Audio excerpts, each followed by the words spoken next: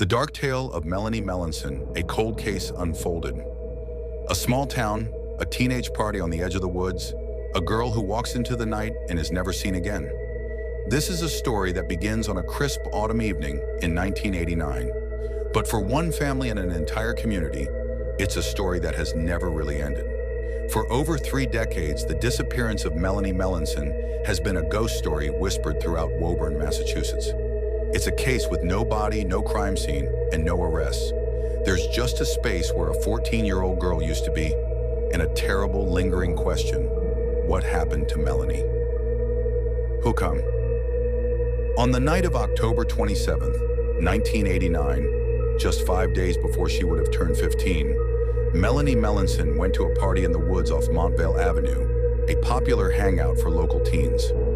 She was the youngest one there. In the early hours of the morning, as the party wound down, everyone else went home. Melanie didn't. When police started asking questions, they hit a baffling wall of silence and a single, cryptic clue. The 2 boys she was last seen with told conflicting stories, each pointing the finger at the other. It was a lie that would stall the case for years, a seed of deception that grew into a forest of suspicion. How does a girl just vanish from a small patch of woods?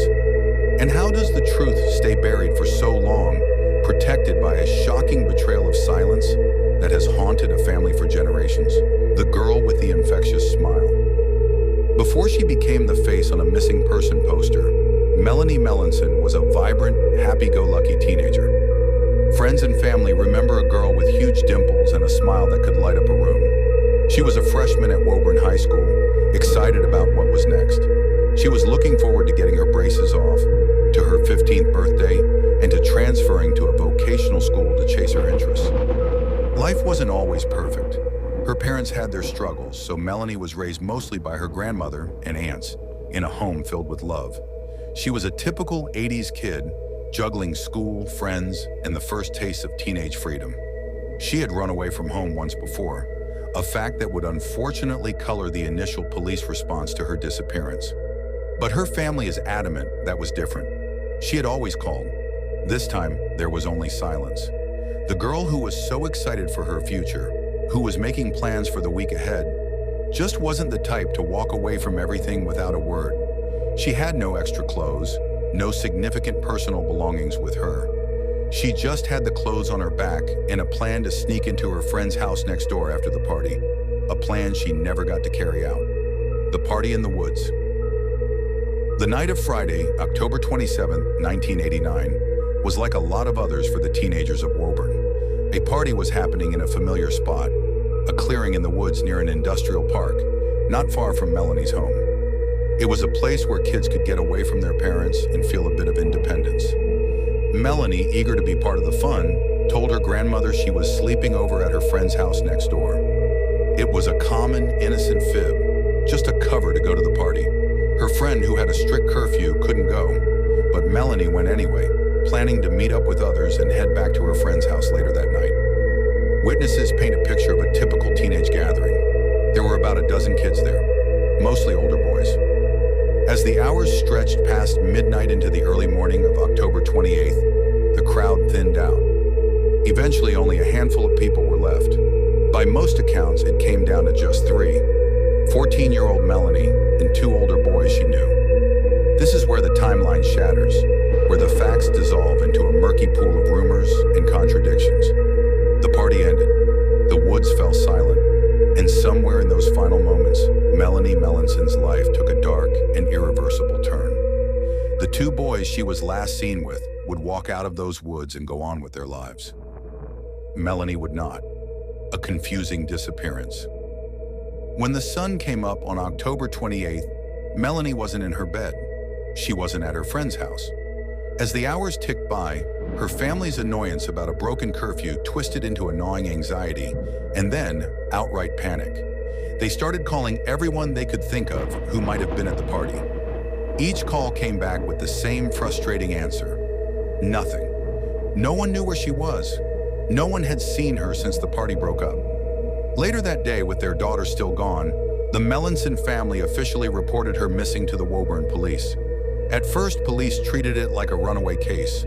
She had done it before, and it was the easiest explanation. Maybe she'd gone to Florida, a place she had talked about. This assumption, while understandable, proved to be a critical mistake. It cost the investigation precious time in those crucial early hours. The family insisted this was different, that Melanie would never leave without her things, without a single word, especially with her birthday just days away. The police started their work, but they had almost nothing to go on. There was no physical evidence at the party site, no clear sign of a struggle.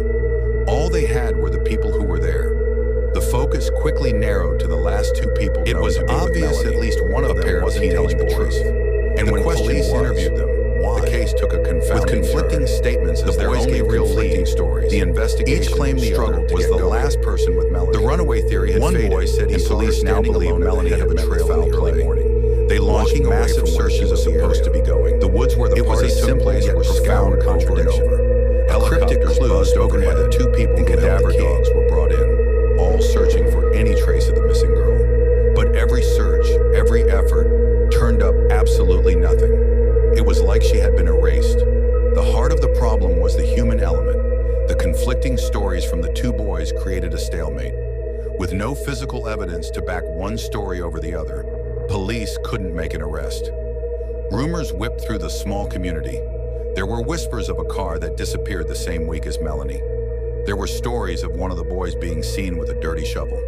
Even the girlfriends of the two boys reportedly refused to cooperate with investigators, a silence they have maintained for decades. These details, while tantalizing, were just rumors and circumstantial evidence, not enough to build a criminal case. The official investigation hit a wall. Then in August of 1992, almost 3 years after she vanished, a glimmer of hope appeared. An anonymous caller told police to search a nearby pond for Melanie's body. Investigators followed the lead, searching the pond, but again they found nothing. The trail went cold, and not for the last time. The case file grew thicker with reports and dead ends, but the central mystery remained untouched. Melanie was gone, and the few people who knew what happened were locked in a pact of silence. As years stretched into decades, the official investigation into Melanie Melanson's disappearance went cold. But for her family, the search never, ever stopped. They refused to let her memory fade, refused to accept a life without answers. They became her voice, her champions, her tireless search party. Her family, especially her aunts, became a constant force, pushing for new leads and keeping her name in the public eye. They even established Melanie's mission, a foundation dedicated to her and other missing persons. The emotional toll was unimaginable. Melanie's parents and the grandmother who raised her all passed away without ever knowing what happened to their girl. It's a uniquely cruel kind of grief, a wound that can never really close. Throughout the 2000s and 2010s, the silence was periodically broken by new efforts. A $5,000 reward was offered for information that could lead to the recovery of her remains. Private investigators like Michael Garrigan, who worked the case for decades, joined the family's fight, convinced the answers were right there. Everyone came out of that woods but her, he once said, capturing the simple, chilling heart of the matter. These renewed pushes brought new technology and new searches. Cadaver dogs were brought back, sometimes alerting to the scent of human decomposition near the original party site. These hits would spark frantic new digs, bringing in heavy machinery and forensic teams to tear into the cold Massachusetts soil. Each time, hope would surge, only to be crushed when the searches once again found nothing. This agonizing cycle led some to a haunting conclusion, that if Melanie was buried in those woods, her body may have been moved by those who knew the secret, always staying one step ahead. While the case of Melanie Melanson remains officially unsolved, law enforcement and those closest to the investigation have a strong theory about what happened. They don't believe she ran away. They believe she died on the night of October 27, 1989, and that her death was the result of foul play. The most prevalent theory is that her death, whether it was accidental or intentional, happened at the hands of one or more of the people she was with at that party, and that a panicked cover-up followed. This is the shocking betrayal at the heart of the story. It isn't a single event, but a slow, suffocating betrayal that has stretched on for more than 35 years. It's the betrayal of a community of silence, investigators have been clear that they believe more than just one or two people know what happened to Melanie. In a statement, former Middlesex District Attorney Jerry Leone said, "There were people who were with Melanie at the time, as well as people who have been told information since her disappearance. We asked them to come forward to help us solve this painful mystery."